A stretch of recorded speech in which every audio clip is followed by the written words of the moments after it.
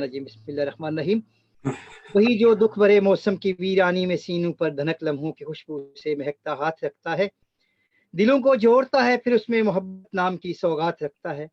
سفر میں راستے گم ہوں، ندائے گم رہی کتنی ہی میلی ہو، غموں کی دھوپ پھیلی ہو، اسے کوئی کسی بھی حال میں کہیں سے بھی پکارے وہ سنتا ہے، بہت ہی مہربان ہے، رحم کرتا ہے، وہی سچ ہے، ہمیں سچ بولنے کا حکم دیتا ہے، اسی کو یاد کرتے ہیں، اسی کے نام سے آغاز کرتے ہیں۔ سبحان اللہ، سبحان اللہ۔ بہت شکریہ حسین حضرت۔ آج کی یہ خوبصورت محفل یاد رفتگاں کے نام سے کاروان فکر و فن شمالی امریکہ کے تعاون سے پیش کی جا رہی ہے، جو کہ پروین شاکر صاحبہ کے نام یاد رفتگاں۔ آج کا پروگرام جیسے ہم پہلے بھی ہمارا فارمیٹ ہے کہ 2 حصوں پہ مشتمل ہوگا۔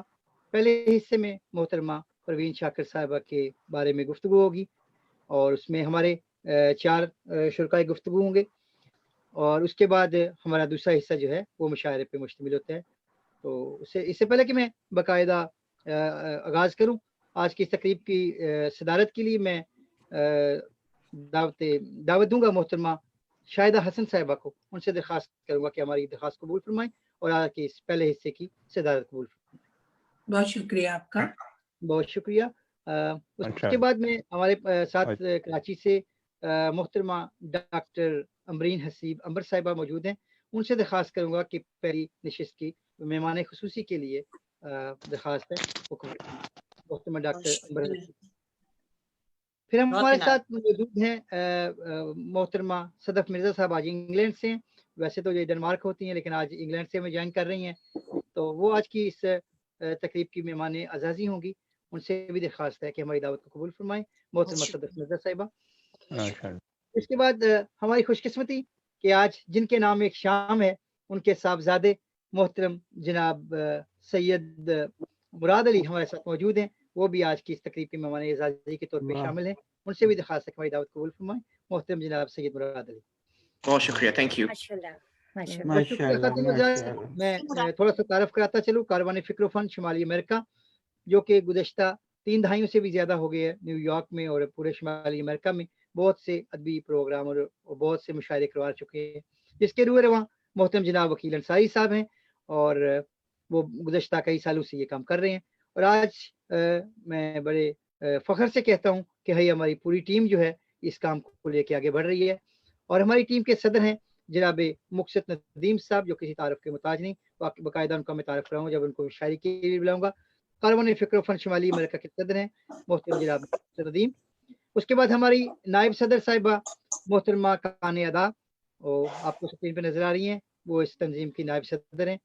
پھر ہمارے جنرل سیکرٹری میں خود ہوں اجاز حسین بٹی۔ پھر ہمارے جوائنٹ سیکرٹری اپنا سیکرٹری اطلاعات ہے جناب راجہ ویس صاحب، جن کو آپ اسکرین پہ دیکھ رہے ہیں، جو پورے اس پروگرام کو لے کے چلتے ہیں، تکنیکی امراض کو دیکھتے ہیں۔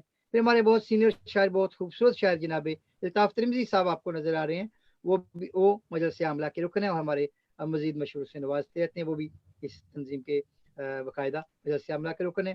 پھر فرحت تنظیم ہمایوں، وہ بھی مجلس عاملہ کے رکن ہیں۔ پھر جمیل عثمان صاحب، وہ بھی ہمارے مجلس عاملہ کے رکن ہیں۔ تو یہ ہماری تنظیم ہے جو پوری ہر 15 دن کے بعد آپ کو نظر آتی ہے، اور ایک نیا سے نیا پروگرام لے کے آپ کے سامنے۔ ہم نے غزل پہ، نظم پہ، اور اس کے ساتھ افسانے پہ، یوم دفاع کے حوالے سے اور یاد رفتگاں کے حوالے سے بہت سارے شعراء کو ہم نے یاد کیا، اور ہمیشہ ہماری کوشش ہوتی ہے کہ اسی طرح پروگرام کرتے رہیں۔ تو آج کی یہ محفل جو محترمہ پروین شاکر صاحبہ کے نام یاد رفتگاں، جیسے کہ میں نے آپ کو بتایا، پروین شاکر صاحبہ کسی تعارف کی محتاج نہیں، ان کی شاعری، ان کی شخصیت، ان کے اشعار، وہ کسی سے بھی ڈھکے چھپے نہیں، بلکہ میں کہوں گا کہ وہ ضرب المثل بن چکے ہیں ان کے اشعار۔ تو پروین شاکر صاحبہ کے بارے میں تھوڑا سا بتا دوں کہ 24 نومبر 1952 کو کراچی میں پیدا ہوئی، اور ان کی 4 کتابیں صدبرگ، خود کلامی، انکار، خوشبو، کف آئینہ اور کلیات کے نام سے ان کی کتابیں آ چکی ہیں۔ آپ کے والد شاکر حسین بھی شاعر تھے، شاکر حسین ثاقب ان کا نام تھا۔ کم عمری سے ہی انہوں نے شاعری شروع کی۔ میٹرک انہوں نے رضویہ گرلز کالج کراچی سے کیا، پھر اس کے بعد BA سر سید کالج کراچی سے کیا۔ اس کے بعد 1972 میں کراچی یونیورسٹی سے انگریزی میں MA کیا، لسانیات میں MA کیا۔ اس کے بعد عبداللہ گرلز کالج کراچی میں بطور ٹیچر 9 سال تک کام کرتی رہی۔ اس کے بعد پاکستان سول سروس کے امتحان پاس کرنے کے بعد اسلام آباد میں ڈپٹی کلیکٹر کی جاب کرتی رہیں اور بدقسمتی سے 1994 میں ایک کار حادثے میں ان کی وفات ہوئی. آج ہم ان کو یاد کر رہے ہیں اور ان کی شاعری بھی انشاءاللہ سنیں گے. ہمارے پاس آج 4 مقرر ہیں, وہ ان کے بارے میں گفتگو بھی ہوگی, ان کے بارے میں بہت اچھی باتیں ان کے بیٹے سے بھی سنیں گے اور ان کے دوست, ان کے ساتھی جو ان کے ساتھ رہے, تو وہ سارے اس گفتگو میں شامل رہیں گے. اور پہلا جو ہمارا سیشن ہے وہ پروین شاکر صاحبہ کے اوپر ہوگا. اس سے پہلے کہ میں اپنے شرکا کو بلاؤں, گفتگو کا آغاز کروں, میں محترم جناب وکیل انصاری صاحب سے درخواست کروں گا کہ ایک دفعہ مہمانوں کا شکریہ ادا کریں کہ ہم باقاعدہ اپنا پروگرام شروع کریں. محترم جناب وکیل انصاری. بہت شکریہ اعجاز. شکریہ تو بہرحال میں بعد میں ادا کروں گا. میں استقبال کرتا ہوں آپ سب کا کہ آپ لوگ آئے, آپ سب کا استقبال ہے اس پروگرام میں کاروان فکر و فہم میں. حسن اتفاق دیکھیے کہ آج کا دن یعنی 21 مارچ پوری دنیا میں شاعری کا دن منایا جا رہا ہے. اور یہ اتفاق نہیں, شاید یہ کچھ اوپر سے حرکتیں ہیں ستاروں کی کہ آج ہم اپنے عہد حاضر کی ایک بہت بڑی شاعرہ پروین شاکر کو یاد کر رہے ہیں, ان کو خراج تحسین پیش کر رہے ہیں. ان کی یادوں کا جشن ہے, ان کی باتوں کا جشن ہے, ان لوگوں کے ساتھ جو ان کے ساتھ بیٹھے ہیں, جانتے ہیں, قریب سے ہیں. ان کے صاحبزادے بھی موجود ہیں. تو آج باقی میرا پیغام یہی ہے کہ آج جیسے کہ اس سے پہلے بھی ہم پروین شاکر صاحبہ کے بارے میں پروگرام کر چکے ہیں کہ آج کا پروگرام پورے ان لوگوں کو جو اس وقت ہمیں لائیو بھی دیکھ رہے ہیں, آپ دیکھیے کہ یہ چیزیں کتابوں میں آپ کو نہیں ملیں گی جو آج آپ سنیں گے. تو یہ پروگرام ادبی نوعیت کے ساتھ ساتھ بہت ہی کلوز ٹچ کا بھی ہے, تو آپ انجوائے کیجئے. میرا پیغام یہی ہے کہ جو بھی بتایا گیا کہ آئیے مل بانٹ کے یہ چیز دیکھتے ہیں. بہت شکریہ اعجاز. بہت شکریہ. خواتین حضرات, ہمارے ساتھ انجم سلیمی صاحب بھی تشریف لا چکے ہیں, ہم ان کو بھی خوش آمدید کہتے ہیں اس فورم میں. انجم سلیمی صاحب نے ہمیں جوائن کیا ابھی. تو لیجئے آج کا پہلا حصہ کا آغاز کرتے ہیں. محترمہ شاہدہ حسن صاحب صدر کی اجازت سے پہلے حصے کا آغاز کرتے ہیں. پروین شاکر صاحب ایک بہت خوبصورت شعر جس کو نصرت فتح علی نے گا کے امر کر دیا. کچھ تو ہوا بھی سرد تھی, کچھ تھا تیرا خیال بھی, ہم کو خوشی کے ساتھ ساتھ ہوتا رہا منال بھی. بات وہ آدھی رات کی, رات وہ پورے چاند کی, چاند بھی عین چیت کا, اس پر تیرا جمال بھی. تو ان کے خوبصورت شعر کے ساتھ میں دعوت دوں گا ان کے صاحبزادے پروین شاکر صاحبہ کے صاحبزادے محترم سید مراد علی شاہ صاحب کو کہ وہ اس گفتگو کا آغاز کریں اور اپنی والدہ کے کچھ باتیں, کچھ ہم سے جو ہم لوگ جو کتابوں میں نہیں پڑھی جو باتیں, وہ آج ان کی زبانی سنتے ہیں. جناب محترم سید مراد علی. ماشاءاللہ ماشاءاللہ. بہت شکریہ, تھینک یو. آپ نے مجھے انوائٹ کیا اپنے پروگرام میں. آئی تھنک پرسوں وکیل صاحب آپ سے بات ہوئی تھی کہ آپ نے مجھے بلایا تھا کہ میں آؤں اور اپنی امی کی کچھ یادیں, اپنی پرسنل سٹوریز کچھ شیئر کروں. تو شام کا وقت تھا, تو بالکل ایسا موسم تھا جیسے اسلام آباد میں عموماً شام یا نارمل ٹائم ہوتا ہے وہاں پہ. سو آپ کو تو پتہ ہے جیسے ہمارا سسٹم کام کرتا ہے کہ جب آپ ایک سین میں ہوتے تو ساری جو کنیکٹنگ یادیں ہوتی وہ ساری آہستہ آہستہ واپس آنا شروع ہو جاتی ہیں. اور میں نے اپنی امی کے ساتھ زیادہ وقت تو نہیں گزارا انفارچونیٹلی. 14 سال کا تھا جب ان کی ڈیتھ ہو گئی تھی, بٹ کافی ان کے ساتھ یادیں واپس تھا. بہت پریشیس ہے میرے لیے وہ 14 سال. ان میں بالغ تو میں تھا میرے خیال سے 11-10 سال تک. کچھ یادیں کراچی کی, کچھ یادیں لاہور کی, زیادہ تر اسلام آباد کی, اور 1-2 سال یو ایس میں جب وہ پڑھنے آئی تھی اور پڑھانے آئی تھی ہارورڈ میں اور کنیڈیکٹ میں. تو زیادہ تر یادیں تو اسلام آباد کی ہی ہیں. جب وہ کراچی سے ان کا ٹرانسفر ہوا تھا اور اسلام آباد میں وہ شفٹ ہو گئی تھی, تو پھر ہم F6 میں رہے تھے, F7 میں ادھر سیکٹرز ہیں وہاں پہ رہے تھے. اور میرے ساتھ اس وقت تو میں بچہ تھا, تو میرے ساتھ گیمز وغیرہ تو وہ کم کھیلتی تھی. کرکٹ نہیں کھیلا تو ایک شکایت رہ گئی, but I don't think in کو کرکٹ کھیلنا آتا تھا. مگر مونوپلی میرے ساتھ کھیلتی تھی, ہم اسکریبل کھیلتے تھے, تاش بھی کھیلتے تھے کبھی کبھی, ایسے کہ میں بڑا ہوتا گیا. اور خاص طور پہ جب ان کی مشاعروں کے ساتھ ہم ٹریول کرتے, دبئی یا قطر یا لندن وغیرہ, तो मैं फिर ज्यादातर बोर हो जाता था कभी कभी, मेरे पास कुछ करने का होता नहीं था। तो फिर वो कोशिश यही करती थी कि मेरे साथ थोड़ा बहुत टाइम बहुत स्पेंड करें। उसके अलावा फिर घर के वक्त डिनर टाइम पे हमेशा खाना मेरे साथ खाती थी। सो उस पे फिर हम हमेशा डिस्कशन करते थे। जैसे कि मैं बड़ा होता गया कि स्कूल में क्या हो रहा है, दोस्तों के साथ क्या हो रहा है। और फिर मैं ऐसे और बड़ा तो गया तो फिर थोड़ा पॉलिटिक्स बीच में आ गई। अच्छा भाई ये कैसा हो रहा है। ऑब्वियसली ज्यादा तो उसमें वो नहीं जाना चाहती थी। She thought I was very young, but we discussed little bit of politics as well. तो वो अच्छा था, मजा आता था इस तरह की कि आपसे हर स्पेक्ट्रम के ऊपर बातें होती थी। उसके अलावा पढ़ाई के मामले में उनको बहुत फोकस था मेरे ऊपर कि बस पढ़ाई के ऊपर बहुत फोकस करना है। उसके ऊपर डांट बहुत पड़ती थी कभी कभी, बिकॉज यही सुनना चाहते थे। तो आप बता रहे थे मैं शुरू ही से करता था, फिर इब्तदाई से काम से करता था। अगर आपने डांट की बात सुननी थी, मुझे अभी भी याद है कि आई थिंक मैं 7th या 8th ग्रेड में था। तो इस्लामाबाद क्लब में एक क्लब है इस्लामाबाद में जहाँ पे स्विमिंग वगैरह होती थी। तो मैं अपने दोस्तों के साथ वहां जाता था। तो मैं अपने दोस्तों के साथ वहां पे गया हुआ था। तो अचानक अभी I was back in the change room. तो मैं देखता हूँ कि मेरी अम्मी आ रही हैं और चेंज रूम में आ रही हैं और जरा उनका चेहरा जरा गुस्से में है। तो मैंने सोचा पता नहीं भी क्या हो गया है। तो उन्होंने कहा बुरा चलो घर चलो फौरन। मैंने कहा ऑलराइट आपके साथ। फिर मैं उनके साथ चला आया। फिर गाड़ी में बताया कि अभी वो सीधा पेरेंट टीचर मीटिंग से होके आई थी जो रिजल्ट के वक्त आता है। तो उसमें मैंने इस्लामियात में काफी खराब नंबर आए थे। तो और इस्लामियत मेरा कोई फेवरेट मजमून भी नहीं था, मगर उसमें इंतहाई खराब नंबर आए थे। तो फिर मुझे काफी डांट पड़ी, उसके ऊपर ट्यूशन लगवाई गई कि ताकि इस्लामियात के नंबर जरा मेरे कुछ बेहतर हो जाए। मगर उर्दू के मामले में वो बहुत मेरी हेल्प करती थी उर्दू के मजमून में। मुझे याद है कि जब मैं बीकन हाउस में था 6th ग्रेड में, तो जैसे कि सारे पाकिस्तानी स्कूल में होता है तकरीर होती हैं, डिबेट्स होती हैं।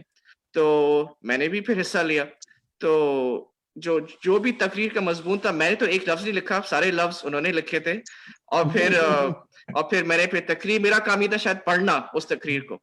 और फिर जब मेरी बारी है मैंने तकरीर पढ़ी और मुझे अव्वल प्राइज मिल गया। मुझे तो नहीं मिला, उनको मिल गया। तो मेरा काम तो सिर्फ पढ़ने का था। तो इस तरह भी उन्होंने मेरी हेल्प की। तो मैंने फिर उनका इस तरह फेवर रिपे किया कि जब वो हार्वर्ड में गई थी, तो जैसे कि आप सबको मालूम है उन्होंने English literature, Urdu literature, in the arts, उन मजमून में काफी ज्यादा उन्होंने फोकस किया था as she was growing up. तो उन्होंने कभी मैथमेटिक्स कहीं सही से उस पे नहीं पढ़ा था। तो जब वो हार्वर्ड में गई थी तो यहाँ पे ये होता है कि आया आपका फोकस जिस मजमून में भी हो, आपको बाकी सब्जेक्ट्स भी जरूरी पढ़ने होते हैं, स्पेशली मैथमेटिक्स। तो फिर मैंने उनकी फिर मैथमेटिक्स में हेल्प की। तो हाँ तो जैसे कहते हैं ना कि शाकिर द उस्ताद बन गया है। तो मतलब ऐसा ही कुछ मेरे साथ भी हो गया उनकी तरह। तो आई वाज वेरी हैप्पी कि मैंने थोड़ा उनकी इस तरह हेल्प की। फिर फिर पाकिस्तान में जब भी वो होती थी तो शी वाज वेरी बिजी।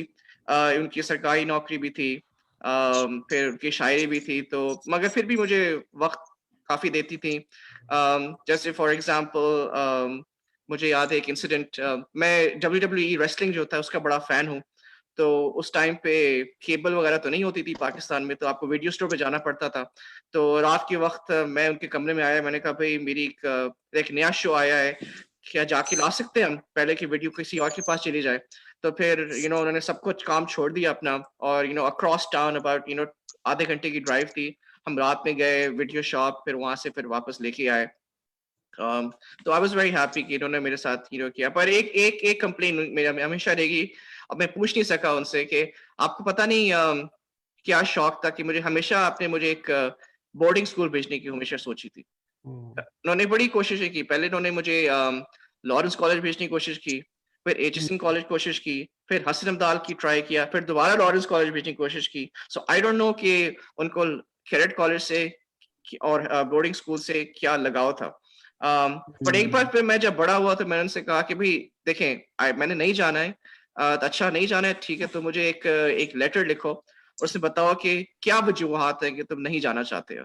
फिर मैंने फिर कोई 2-3 सफ़ों का लेटर लिखा, उसमें बताया भाई कि भाई मैं आपसे दूर नहीं रहना चाहता, आपका खाना इतने मज़े का है, बोर्डिंग स्कूल में इतने वाहियात खाना मिलता है, और वहाँ पे कंप्यूटर्स का एक्सपोज़र नहीं है, मुझे कंप्यूटर से बड़ा इंटरेस्ट है। और फिर थोड़ा-सा मैंने ये भी स्नीक इन कर दिया, भाई बोर्डिंग स्कूल ज़्यादा कोएड नहीं होते हैं, तो I would like to more balanced people around me. तो ये सारा फिर मैंने उनको लिखा, उन्होंने वो फिर पढ़ा, फिर वो खत, तो फिर उन्होंने फिर मुझे कहा अच्छा ठीक है, तो अब नहीं जाओगे और तुम यहीं पे रहोगे हमारे साथ। तो वो बड़ी खुशी हुई। मेरी थोड़ी सी आई गेस वो जो 6th ग्रेड की उर्दू डिबेट थी, थोड़े स्किल्स मेरे ऊपर इम्प्रेस हो गए, तो उनको मैं कन्विंस कर पाया कि जो मेरा एजेंडा था वो कामयाब हो गया। तो इस तरह की है काफी यादें, तो थोड़ी सी आपके साथ भी मैंने शेयर कर दी। बहुत अच्छा बोल रहे हो मुराद। बहुत और मुझे अच्छा। तुम्हारी अम्मी इसलिए याद आ रही है कि ये सारी बातें वो दिन रात ही किया करती थी, तुम तो बहुत ही छोटे थे। तो बहरहाल ये बहुत ही यादगार बातें तुमने की हैं, और ये उससे उनकी पूरी फितरत का अंदाजा होता है। तुम्हें जो बोर्डिंग भी भेजना चाह रही थी ना, उसकी वजह हमें पता, हम माए हैं, वो तो तुम्हें बताइए ना ज्यादा फिर। डिसिप्लिन देखना तो चाहती थी। yes। हमें मालूम है बच्चों को, लड़कों के बारे में खास तौर पर माए बहुत कॉन्शियस होती हैं कि इनका कैरियर बने, ये पढ़ लें, ये, और जैसे कि हालात वहाँ के थे कंट्री के, तो उसमें सबसे ज्यादा यही एक रिस्क था कि कैसे तुम्हें वो तुम्हारी तालीम को फोकस हो जाए। तो तुम्हें डिसिप्लिन मेरा ख्याल करने के लिए ये हम सभी लोग कर रहे होते हैं। तो बहरहाल तुमने उनके ख्वाब को पूरा किया, ये बहुत खूबसूरत बात। उनका असली ख्वाब तो था कि मैं न्यूरो सर्जन बनूं, बट उनका सेकेंडरी ख्वाब ये था कि मैं कंप्यूटर्स के अंदर चला जाऊं। तो प्राइमरी नहीं, सेकेंडरी ख्वाब तो मैंने फिर पूरा कर दिया, तो आई एम श्योर वो खुश होंगी। Yes, we can witness, okay, क्योंकि हम सब एक दूसरे को बहुत अच्छे से क्लोजली जानते हैं। तो असल तो ख्वाब यही है जो आप तुम पूरा कर रहे हो। बिल्कुल सही कह रहे हैं। मैं इतना एक्साइटेड था परवीन शाकिर साहब के साहबजादे को बुलाने के लिए, तो मैंने सही तरह तारफ भी नहीं करवाया। मैं बताना चाह रहा था कि ये सॉफ्टवेयर इंजीनियर हैं और कनाडा में होते हैं, और कार कंपनी में सॉफ्टवेयर इंजीनियर हैं टेल्सा में, और इसके अलावा इन्हें मौसीकी गिटार बहुत अच्छी बजाते हैं। ये टेस्ला कनाडा में है, और ये गिटार बहुत अच्छी बजाते हैं, मौसीकी से बहुत लगाव है उनको। Really very good. मैं ये बातें बताना भूल गया क्योंकि मैं इतना एक्साइटेड था इनको बुलाने के लिए कि इनको सामने देख के आज उनकी निशानी परवीन शाकिर साहबा की, और उन्हें तो वैसे भी इमोशनल कर दिया उनकी बातें। अपनी मदर से रिजेम्बलेंस भी है इनकी काफी ज्यादा जी, और काफी मुराद के आने से महफिल में हमें जान पड़ गई, खुशबू महसूस हो रही है। मुराद आप शायरी भी करते हैं? नहीं, ये मैंने हुनर अपनी अम्मी के लिए छोड़ दिया है। ट्राई नहीं किया, कोशिश? नो, ये मैं I will spoil the goods, so let उनके पास। आप बेटा, थैंक यू। मुराद ये चाह रही थी अगर 2 मिनट और हों तो आप परवीन शाकिर की पोती के बारे में चंद अल्फाज कहिए बच्चे। उनकी 2 पोतियां हैं, एक का नाम शानजे है और दूसरा का नाम आर्या है। शानजे तकरीबन 7 साल की है, और आर्या 4 साल की होने वाली है। और आई एम श्योर अगर मेरे फेसबुक पे आप जाएं तो उसकी लातादार तस्वीरें वगैरह तो होंगी। और शानजे बिल्कुल मेरे जैसी लगती है, और शक्ल के हूबहू, और लोग कहते हैं कि मेरी शक्ल मेरी अम्मी से मिलती है, तो आप ये कह सकते हैं कि उसकी शानजे की और मेरी अम्मी में बहुत शबाहत है। बहुत शुक्रिया।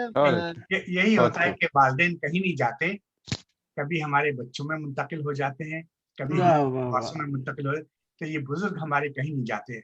बिल्कुल सही कह रहे हैं। खुशी हुई सैयद मुराद अली शाह, आप यहाँ तशरीफ लाए। यकीन करें ये हमारी घर की महफिल होती है, इसमें मेरा ख्याल इनका नाम सिर्फ मुराद अली है, मुराद अली शाह तो शायद नहीं है, तो है ना? नहीं, वो सैयद मुराद अली शाह आई थिंक हमारे चीफ मिनिस्टर हैं। मैं इसलिए करेक्ट करना चाहती हूं, मुराद अली लिखा था तो इसलिए जो मेरे पास आया। नहीं, मुराद अली है सैयद मुराद अली। तो मुराद अली, बहुत मजा आया आपकी गुफ्तगू सुन के। आपने वाकई जैसे शायद आप ही ने कहा कि 4 नहीं बल्कि बहुत सारे चांद लगा दिया हमारी महफिल को, बहुत खूबसूरत बना दिया। क्योंकि ये हमारी एक तरह की घरेलू महफिल होती है, इसमें हम लोगों को बताते हैं कि जो हमारे लोग चले गए हैं, जो हमारे प्यारे हमसे बिछड़ गए हैं, उनके जो पीछे रह गए हैं वो कैसे लगते हैं, कैसे बातें करते हैं, कैसे उनकी पिछले दिनों मोहतरमा नईद कासमी साहब आई थी, अहमद नदीम कासमी साहब के साथ, उनसे भी बड़ी अच्छी गुफ्तगू रही, आज आप भी तशरीफ लाए, बहुत शुक्रिया आपका। अब मैं दावत दूंगा मोहतरमा सदफ मिर्जा साहिबा, जो कि डेनमार्क से रहती तो डेनमार्क में, आजकल इंग्लैंड में है अभी। साहिल आलमगीर पंजाब से उनका ताल्लुक है, पाकिस्तान से। एक हुमायत शख्सियत हैं, मुसन्फ़ा भी हैं, शायरा भी हैं, मुतरजम भी हैं और ब्रॉडकास्टर भी हैं, सहाफ़ी भी हैं। क्या क्या बात करें उनके बारे में। डैनिश और उर्दू दोनों ज़ुबानों में उनकी किताबें तख्लीक हो चुकी हैं।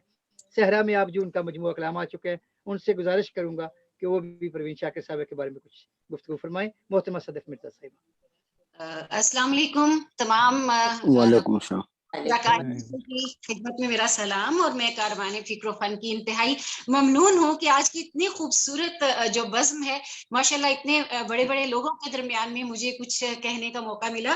बिलखुसूस हमारी जो सदर साहिबा हैं मोहतरमा शाहिदा हसन और मोहतरमा अम्बरीन हसीब अंबर को देखकर तो मुझे बेइंतहा खुशी हो रही है, क्योंकि जो लोग इनको बोलते हुए सुन चुके हैं, बिलखुसूस कॉन्फ्रेंसेस में अम्बरीन हसीब अंबर की जो मकाला पढ़ती हैं उससे मैं इंतहाई मुतासिर होती हूँ, क्योंकि मेरा काम जो है वो बुनियादी तौर पे यूरोपियन शायरात पे और बिलखुसूस डेनिश शायरात पे है। और मेरी अक्सर कोशिश ये होती है कि आखिर ऐसी क्या चीज है कि जो यूरोपियन शायरात जो हैं उनका जो नाता है वो अपने जमानो मकान से भी जुड़ा है, और उनका जो नाता है वो जो बैनुल अक़वामी मसाइल हैं उनके ऊपर भी उनकी नजर है। तो जब मैं ये किताब लिख रही थी और फेमिनिज्म पे काम कर रही थी, बेसिकली जो मेरा मौजू है वो लिसानियात ही है, यानी इस वक्त में मेरा जो काम है वो शोबे लैंग्वेज एंड कम्युनिकेशन के अंडर फेमिनिज्म में जो मुहावरात हैं, अंग्रेजी मुहावरात, उनमें औरत का एक तस्वुर जो है वो इतना नेगेटिव क्यों है, ये इस वक्त मेरा प्रोजेक्ट है अगले 3 साल के लिए। लेकिन जो मैं परवीन शाकिर पे मैंने काम किया कि तानीसियत या जो फेमिनिज्म के इश्यूज हम उठाते हैं और उस पर हम उर्दू शायरात की बात करते हैं, तो बुनियादी तौर पे हमारा एक प्रोजेक्ट चल रहा था ग्रीक मिथोलॉजी। तो इस मिथोलॉजी के जरिए जैसे यूनानी असातीर हैं, इसमें औरत को किस तरह पेश किया गया, बिलखसूस जो उनका देवता ज़्यूस था, देवताओं का देवता, लेकिन ज़्यूस से भी कहीं पहले जो मेसोपोटामिया है वो इस चीज की बुनियाद रख चुका था कि देवियों से उनकी तख्लीक की और तौलीद की ताकत छीन ली जाए। उसके बाद जो दूसरी चीज आई वो ये था कि देवियों के साथ जिनसी जबरदस्ती की जाए, ज्यादती की जाए। बिलखसूस देवता ज़्यूस की एक मशहूर ये जो यूरोप का नाम है, तो ये बाकायदा तौर पे उसने यूरोपा के रेप के बाद इसको यूरोप का नाम दिया गया, लेकिन जो सबसे मशहूर था वो लीडा एंड स्वैन था। तो इन दिनों जब मैं काम कर रही थी तो मुझे कुछ उर्दू शायरात की तलाश थी जिसको मैं डेनिश में करके, या मेरा जो डेनिश ओरल टेस्ट है मैं उसमें पेश कर सकूं। ये तकरीबन 6-7 बरस पहले की बात है। तो मैंने परवीन शाकिर का तर्जुमा किया। जब मैं फिर परवीन शाकिर पे तानीसियत के हवाले से बात कर रही थी तो मुझे एक ज्यादती का एहसास हुआ, क्योंकि जो हमारी आजकल की नस्ल है, जो हमारे बाद आ रही है, मैं ये समझती हूँ कि ये हमारा पहला और बुनियादी फर्ज ये होना चाहिए कि जो उर्दू तानीसियत में हमारी शायरात हैं जिन्होंने ऐसा काम किया है कि जिस पे किसी की नजर नहीं गई, कि परवीन शाकिर के साथ मुझे जाती तौर पे ये समझ आती है कि एक ज्यादती कि उनको खुशबू के अंदर मुकय्यद कर दिया गया है। खुशबू के अशार पढ़ दिए जाते हैं, हवा मेरी सहेली है, पाजेब बांधे हुए हवाएं नाच रही हैं, या पानी चल रहा है, या बरसात के कतरे हैं, या सावन है, या सूरज है, या सूरज के कतरों में एक छोटी सी अल्लड़ सी बरस की लड़की है। लेकिन जब परवीन शाकिर इससे आगे कदम उठाती हैं, खुशबू के बाद सदबर्ग आता है, खुद कलामी आती है, उसमें परवीन शाकिर ने साबित किया है कि वो तानीसियत की कितनी बड़ी अलमबरदार है। जो दूसरी सबसे बड़ी बात परवीन शाकिर की और यूरोपियन शायरात की है वो ये है कि परवीन शाकिर हम वक्त तालीम और तदरीस में मसरूफ थी। जैसे कि अभी मुराद ने बताया कि वो अमेरिका में रही, उन्होंने उर्दू में, अंग्रेजी में, लिसानियात में काम किया, और फिर ये भी उन्होंने बताया मुराद ने कि जो यूरोपियन तालीम है उसमें आप सिर्फ एक मजमून को नहीं पढ़ते, बल्कि आपको तमाम मज़ामीन का एक सरसरी जायजा लेना पड़ता है और किताब भी पढ़ना पड़ता है, जिसमें मैं खुद बहुत नालायक थी और मुझे बहुत मेहनत करना पड़ी 1-2 कोर्सेज पास करने में। لیکن ہم جب واپس پروین کی بات کرتے ہیں تو میں نے ان کا پورا جو کلیات ہے اس کو چھانا، اور مجھے جو نظم ملی ان کی، سب سے پہلے میں یہ کہوں گی کہ بے نصب ورثے کا بوجھ. تو میں نے کچھ اردو کے لوگوں سے بات بھی کی، ان میں سے اکثر لوگوں نے یہ نظم جو ہے وہ پڑھی ہی نہیں تھی، جو کہ بذات خود ایک میں سمجھتی ہوں کہ ہم سب کی یہ ذمہ داری ہے کہ جو ایک بین الاقوامی سطح کی نظم ہے، بیسیکلی یہ جو نظم ہے یہ ولیم بٹلر ییٹس تھی، 1924 میں اس نے نظم لکھی تھی. اس زمانے میں جو یورپ کے حالات بھی تھے، اس میں جو عورت کی آواز ہے اس کو تو سراسر خاموش رہنے کا حکم تھا. آپ دیکھیے اساطیر کے زمانے سے لے کے بھی یہ تھا کہ دیویاں جو ہیں وہ خاموش ہو جائیں، انسان جو ہیں وہ مٹی کے بنائے جائیں گے. بہت ہو گیا ابھی، بہت عورت نے بچے پیدا کر کے اور اپنی رحم کی جو طاقت ہے اس سے ہم پہ روب جما لیا. اس کی بجائے جو مردانہ تخلیقی قوتیں ہیں ان کو دیا جانے لگا. اور عورت کے لیے عیسائیت میں حکم ہے کہ کوئی عورت بولے مت. اگر وہ کلیسا میں آتی ہے اور کسی لیکچر کے دوران اس کی تفہیم مکمل نہیں، اسے کسی بات کی سمجھ نہیں آ رہی، تو اپنے گھر جا کے اپنے شوہر سے کہے، پھر شوہر پادری سے پوچھے، پھر پادری واپس جواب دے، پھر واپس شوہر اپنے گھر جائے بیوی سے کہے. یعنی عورت وہ نہ سنائی دے نہ دکھائی دے. تو اگر اس نے اپنے آپ کو بچانا ہے تو اس کو اپنا وجود معدوم کرنا پڑے گا. تو ہم ییٹس کی نظم پہ لیرا اینڈ سوین، جس نے یورپ میں دھوم مچا دی اور تقریباً تمام یورپی زبانوں میں اس کا ترجمہ ہوا. اور جب کبھی تانیسی کی بات ہوتی ہے تو اس نظم کو یورپی ادب میں ضرور پڑھایا جاتا ہے. مجھے بھی ڈینش کی ٹیچر پڑھنے کے دوران اس کا میں نے ڈینش ترجمہ، انگریزی ترجمہ، اور پھر جب میں اردو میں دیکھ رہی تھی تو پروین شاکر کی جو نظم ہے بے نصب ورثے کا بوجھ، یہ بنیادی طور پر ملکہ لیڈا جو ہے اس کے ساتھ جنسی زیادتی دیوتا زیوس نے کی اور ایک راج ہنس کے روپ میں کی. اب اس کے بعد اس کے ہاں جو بچہ پیدا ہوتا ہے جو زیوس کی بیٹی ہے وہ ہیلن آف ٹرائے. تو یہ اساطیر ایک زنجیر کی طرح آپس میں جڑتی جا رہی ہیں. اگر ایک عورت کا جنسی زیادتی ہو رہی ہے اس کے ساتھ، یہ اس عورت کا قصور ہے. وہ تنہا سمندر کے کنارے پہ کیا کر رہی تھی بھائی، اور وہاں پہ وہ نیم برہنہ حالت میں کیوں بیٹھی تھی. اب اگر دیوتا زیوس نے دیکھ لیا اور اس کی جو خواہش ہے وہ مسترد ہوگی تو یہ دیوتا زیوس کا قصور نہیں ہے، یہ بنیادی طور پر ملکہ کا قصور ہے. تو اس سے پہلے کہ ہم آگے چلیں، میں وقت کا بھی خیال رکھ رہی ہوں. میری کوشش ہے کہ میں آپ کو کلیدی الفاظ میں بتا دوں، لیکن یہ جو بے نصب ورثے کا بوجھ ہے، لیڈا اینڈ سوین، محترمہ شاہدہ صاحبہ یہاں موجود ہیں، وہ جانتی ہیں کہ یہ کس قدر پاورفل نظم ہے. اور اس وقت کا جو زمانہ تھا 1924 کا، اس میں ریپ کی جو تصویر کشی ہے، اس کی جو امیجری پیش کرنی ہے، وہ بہت جرأت کا کام تھا. لیکن آپ یہ دیکھیے کہ ہماری پروین شاکر کس طرح سے گزری ہیں.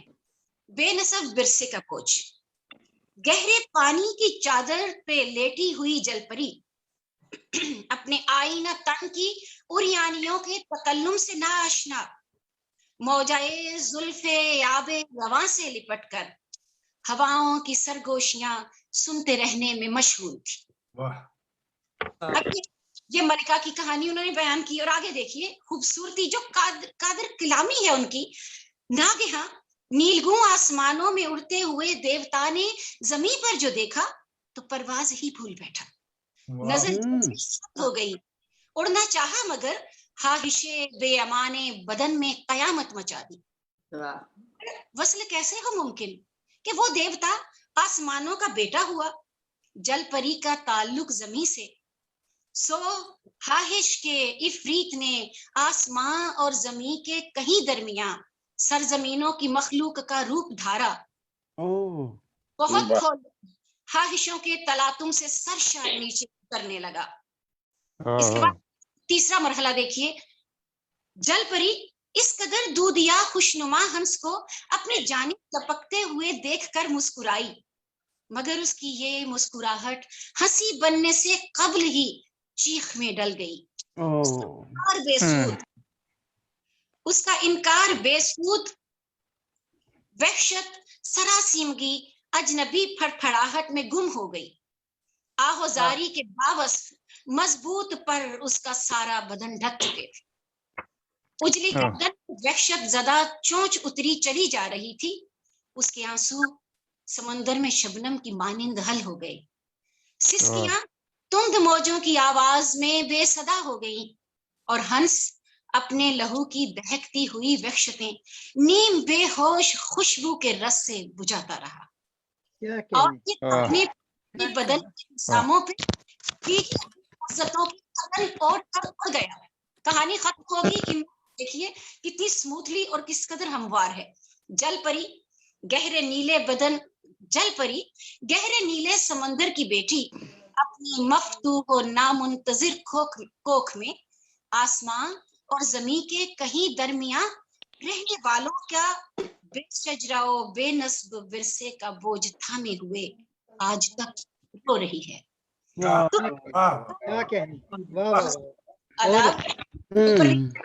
عقیدت ہے کہ یہ خراج تحسین کے لیے ہے. لیکن اب دیکھنا یہ ہے کہ پروین شاکر نے آج سے 40 برس پہلے یہ نظم لکھی.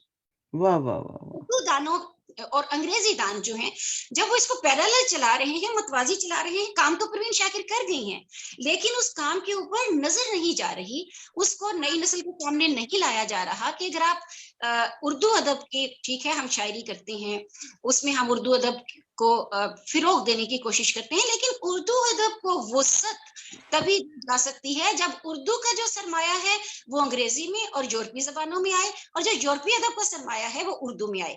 اور یہ کام تراجم کا وہ لوگ کر سکتے ہیں جو کہ بائلنگول ہیں، جو ذو لسانی ہیں، جو دو زبانیں بولتے ہیں. جیسے پروین شاکر نے یہ نظم لکھ کر حق ادا کر دیا.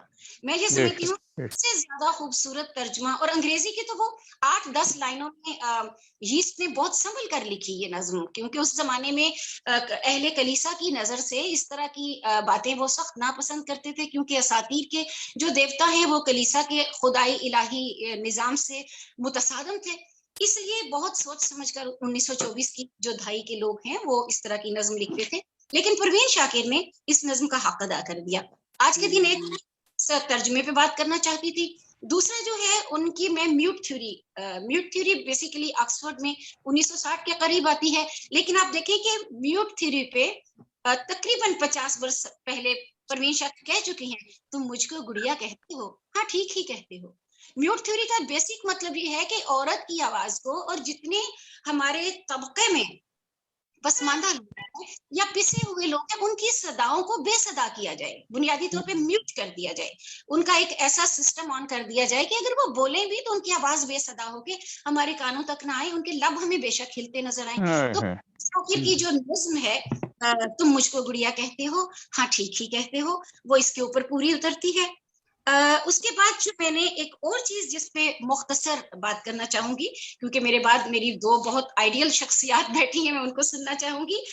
اس کے بعد پروین شاکر کی جو زبان و بیان ہے اس میں فارسی اصطلاحات ہیں، اصطلاحات انہوں نے استعمال کی ہیں. اس کے بعد ان کے کلام کا ترجمہ فارسی میں ہوا، لیکن ڈنمارک میں ایک پروجیکٹ کیا ایک ایرانی لڑکی نے ایک ڈینش شاعرہ کے ساتھ مل کے، تو انہوں نے فروغ فروخزاد کا ترجمہ کیا.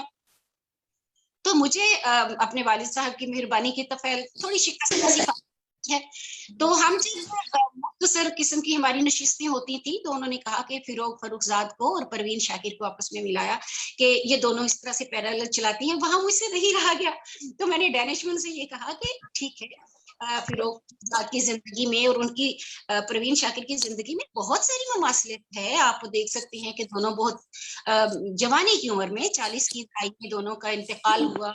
جو ہیں وہ کار کے ایکسیڈنٹ میں حادثے میں ہی گئیں، لیکن پروین شاکر کی جو شاعری ہے وہ جسے فارسی والے کہتے ہیں نیمے دروں نیمے بیروں، جیسے حریری ریشمی پردہ ہو اس کے پیچھے سے. اب دیکھیں بے نصب ورثے کا بوجھ میں نے اس لیے چنی کہ میں آپ کو سنا سکوں کہ آپ دیکھیں کہ وہ لفظوں سے کیسی خوبصورتی سے کھیلی ہیں کہ انہوں نے وہ ریپ کی، جنسی زیادتی کی پوری واردات بھی بیان کی ہے اور مکھن سے چھری کی طرح نکل کے چلی گئی. یہ سب ان قادر الکلامی کا اثر ہے. تو ہم واپس چلتے ہیں، جب پروین شاکر کو اور فروغ فروخزاد کی وہ بات کر رہی تھی تو مجھے یہ کہنا پڑا کہ فروغ فروخزاد کے اور ان میں تھے، کیونکہ فروغ کی کچھ نظمیں میں نے فارسی میں پڑھی تھی براہ راست. وہ جب لفظوں کا استعمال کرتی ہیں تو ان کے اندر ایک تھوڑی بے باکی ہے، ایک برہنہ الفاظ کا احساس ہوتا ہے، جو وہ واردات قلبی ہے یا وہ جب جسمانی تلقف میں یا جسمانی تلزز میں ڈالتی ہے تو وہ سیدھی سیدھی کی ہے وہ جسمانی طور پہ صرف جسموں کا اختلاط ہی ہو رہا ہے. لیکن جب پروین شاکر بات کرتی ہیں تو چونکہ وہ انگریزی زبان و ادب کو جانتی ہیں, لسانیات کو جانتی ہیں, وہ اعلیٰ تعلیم یافتہ ہیں, تو مجھے یہ کہنا پڑا کہ دونوں میں جو سب سے بڑا تضاد ہے, جو اختلاف, وہ یہ ہے کہ پروین شاکر جو ہے انتہائی اعلیٰ تعلیم یافتہ تھی. اور مجھے بے انتہا خوشی ہے کہ آج یہاں پہ محترمہ شاہدہ حسن صاحبہ ہیں اور محترمہ امبرین حسیب انور ہیں, کیونکہ ماشاءاللہ یہ جب ان کا تعلق تعلیمی اداروں سے ہے یا تدریس اور تعلیم کے ساتھ ہے تو ایک ہمارے لیے بہت بڑے فخر کی بات ہے. ہم لوگ جو مرکزی اداروں سے کٹے ہوئے ہیں, ہمیں اس طرح کے رول ماڈلز چاہیے جن کو ہم تعارف کرواتے ہوئے یا ڈینش شہرات کے ساتھ بات کرتے ہوئے ہم جب لوگ چنتے ہیں تو ظاہر ہے ان کا سی وی کے طور پہ ایک بریف سا دینا پڑتا ہے. تو مجھے اس بات پہ بھی بہت فخر ہے کہ میں آج آپ کے درمیان موجود ہوں.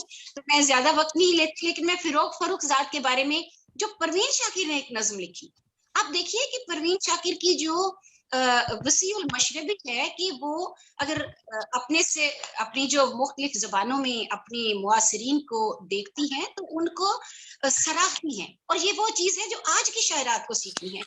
کوئی جلانے کی بجائے ہمیں پل بنانے ہیں, ہمیں زبان کو فروغ اور وسعت دینی ہے, تو ہمیں اپنے ذاتی مفادات اور ذاتی ترجیحات ہے اس سے بلند ہو کے سوچنا پڑے گا, بالکل ایسے جیسے پروین شاکر ہمارے سامنے ایک مثال چھوڑ گئی ہیں. اس سے پہلے کہ میں اختتامی نظم پڑھوں, میں آپ کو بتاتی چلوں کہ جب میں پروین شاکر پہ ریسرچ کر رہی تھی تو میں نے دیکھا کہ پروین شاکر کے کلام پر ایک پی ایچ ڈی ہو چکی ہے جو پاکستانی نژاد کیتھرین پیٹرز نے کی, اور اس کا جو ٹائٹل تھا وہ یہ تھا intertextual literary and intercultural influences on Parveen Shakir's poetry. تو یہ کام ان پہ پی ایچ ڈی ہو چکی ہے یہاں لندن سے, اور پروین شاکر اور سلویا پلیتھ کے اوپر ایک بہت خوبصورت پیپر لکھا جا چکا ہے. تو میں گھڑی بھی دیکھ رہی ہوں اور مجھے لگتا ہے کہ میری جو وقت کی تنابیں ہیں وہ کٹا چاہتی ہیں, تو چلیے میں ایک نظم پیش کر دیتی ہوں پروین شاکر کی فروغ فروخ زاد کے لیے. فروغ فروخ زاد کے لیے ایک نظم. مصاحب شاہ سے کہو کہ فقیہ اعظم بھی آج تصدیق کر گئے ہیں کہ فصل پھر سے گناہ گاروں کی پک گئی. حضور کی جنبش نظر کے تمام جلاد منتظر ہیں کہ کون سی حد جناب جاری کریں, کہ کون سی حد جناب جاری کریں تو تعمیل بندگی ہو. کہاں پہ سر اور کہاں پہ دستار اتارنا احسن العمل ہے, کہاں پہ ہاتھوں کہاں زبانوں کو قطع کیجئے, کہاں پہ دروازہ رزق بند کرنا ہوگا, کہاں پہ آسائشوں کی بھوکوں کو مار دیجئے, کہاں بٹے گی لیان کی چھوٹ اور کہاں پہ رجم کے احکام جاری ہوں, کہاں پہ 9 سالہ بچیاں 40 سالہ مردوں کے ساتھ سنگین میں پیرونے کا حکم ہوگا, کہاں پہ اقبالی ملزموں کو کسی طرح شک کا فائدہ ہو, کہاں پہ معصوم تار پر کھینچنا پڑے گا. حضور احکام جو بھی جاری کریں فقط التجا یہ ہوگی کہ اپنے ارشاد عالیہ کو زبانی رکھیں, وگرنہ قانونی الجھنے ہیں. میں آپ کی بہت بہت ممنون ہوں کہ آپ نے مجھے آج کے دن موقع دیا. بہت خوبصورت مرزا صاحبہ, بہت خوب, بہت خوب.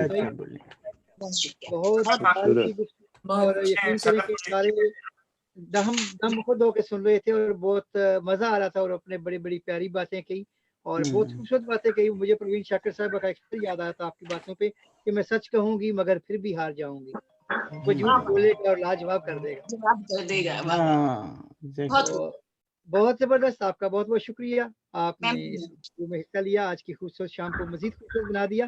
اب میں جس شخصیت کو دعوت دینے جا رہا ہوں, بین الاقوامی شہرت یافتہ شاعرہ ہیں, نقاد ہیں, ٹی وی اینکر ہیں, انہوں نے ایم اے جامعہ کراچی سے کیا, پی ایچ ڈی بھی جامعہ کراچی سے, اور ان کی شاعری تنقید و تحقیق پر 5 کتابیں آ چکی ہیں, بہت سارے ایوارڈ حاصل کر چکی ہیں, ٹی وی, جیو, دنیا, کیو ٹی وی سمیت کئی ٹی وی اور ریڈیو پر بطور تجزیہ نگار بھی بلائی جاتی ہیں.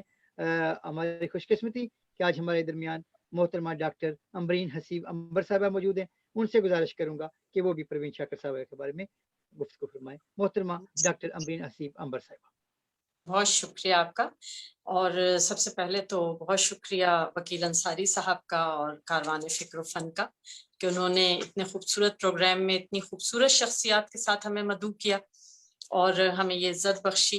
ہم بے حد ممنون ہیں آپ لوگوں کے, اور بہت اچھا لگ رہا ہے. ہم نے پہلے بھی کہا تھا کہ آپ لوگوں کی جو محفل ہوتی ہے اس کی خاص بات یہ کہ اس میں بڑی اپنائیت محسوس ہوتی ہے. پتہ نہیں آپ لوگ کیا جادو پڑھ کے پھونکتے ہیں کیا کرتے ہیں لیکن وہ بالکل ایسا لگتا ہے کہ جیسے آپ اپنے اور اپنوں کی محفل میں بیٹھے ہوئے ہیں. اور آج تو خیر بہت سارے اپنے یہاں جمع ہیں.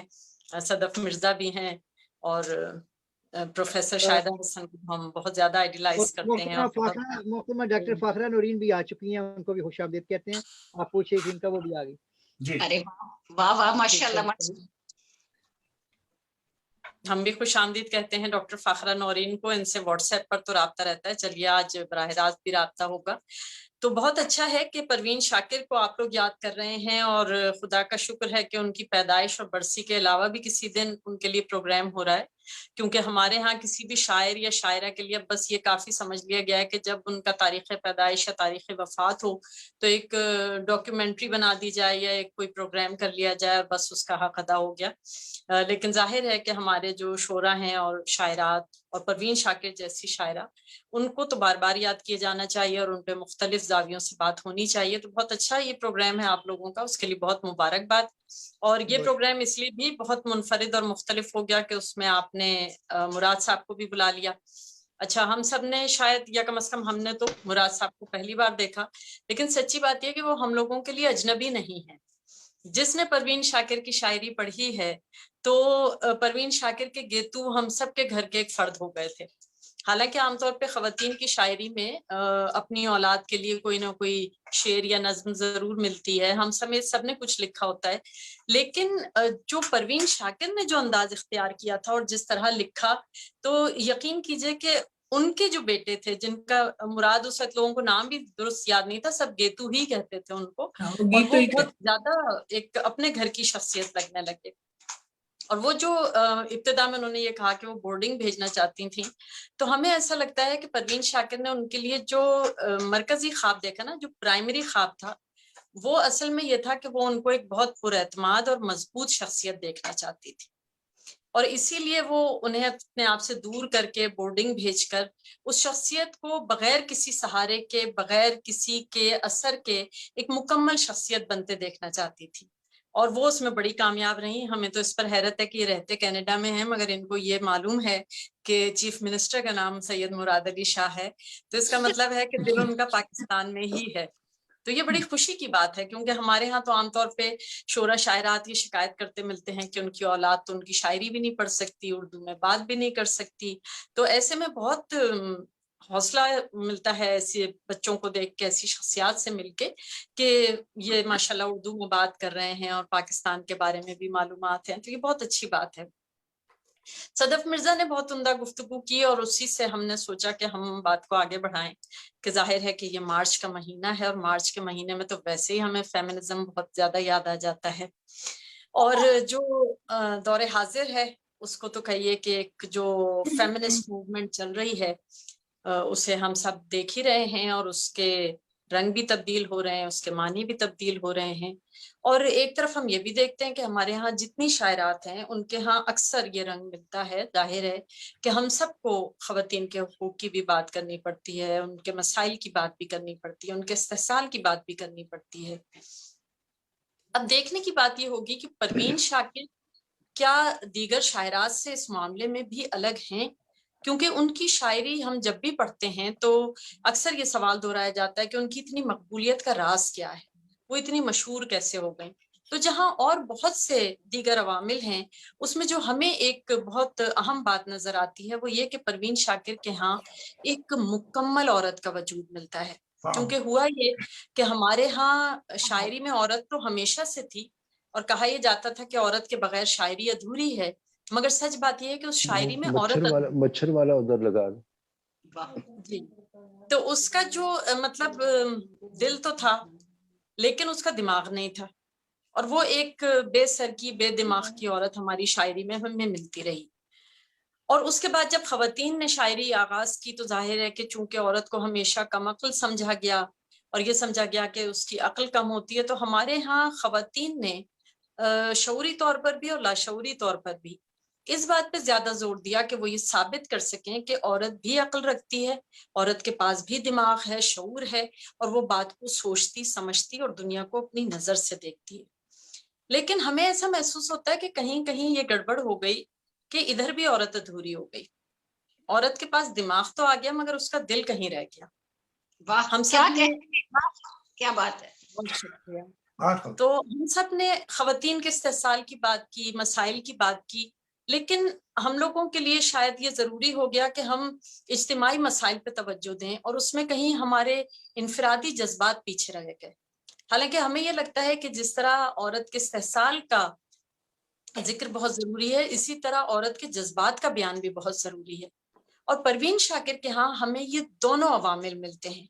ایک طرف ان کے ہاں وہ محبت کا ایلیمنٹ بھی ہے اور عورت کے جذبات بھی ملتے ہیں جو ذاتی سطح کے بھی ہیں اور سماجی سطح کے بھی ہیں، اور ساتھ ہی ساتھ دوسرا دھارا ان کا وہ ہے جس کو ہم کہتے ہیں کہ عورت کا ایک اجتماعی کردار جو سماج میں اور خصوصاً ورکنگ وومن کے طور پہ ہم جب دیکھتے ہیں تو وہ پروین شاکر کے ہاں ہمیں ملتا ہے. دونوں صورتوں میں پروین شاکر نے بڑی سچائی سے کام کیا ہے، اور ہمیں خوشی محسوس ہوتی ہے کہ پروین شاکر کی شاعری میں عورت چاہے محبت کرے یا عورت کے استحصال اور مسائل پہ بات ہو، عورت کوئی آئرن لیڈی نہیں بن جاتی ہے.